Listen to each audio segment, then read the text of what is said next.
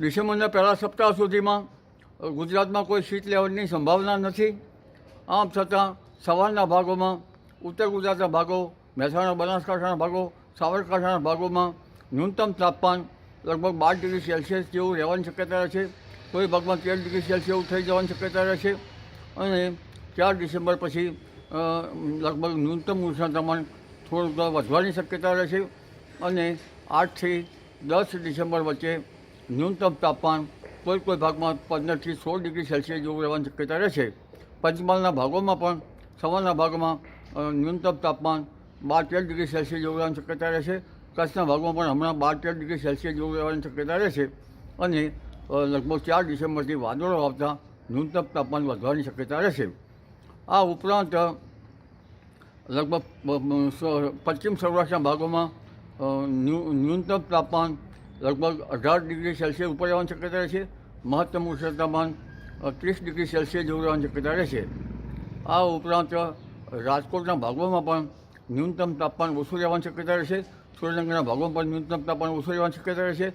જૂનાગઢના ભાગોમાં પણ ન્યૂનતમ તાપમાન લગભગ ઓછું રહેવાની શક્યતા રહેશે. દરિયા કિનારાના કેટલાક ભાગોમાં ન્યૂનતમ તાપમાન વધવાની શક્યતા રહેશે. વાવાઝોડું જે ચક્રવાત બની રહ્યું છે ફેંગલ, એની અસર ઉત્તર તામિલનાડુથી પોંડિચેરી વચ્ચે થવાની શક્યતા રહેશે. અને 30 નવેમ્બરથી લગભગ તેની અસર થવાની શક્યતા રહેશે. 2 ડિસેમ્બર સુધી તટ ભાગોમાં ભારે વરસાદ થવાની શક્યતા રહેશે. આ ઉપરાંત લગભગ આ દશામાં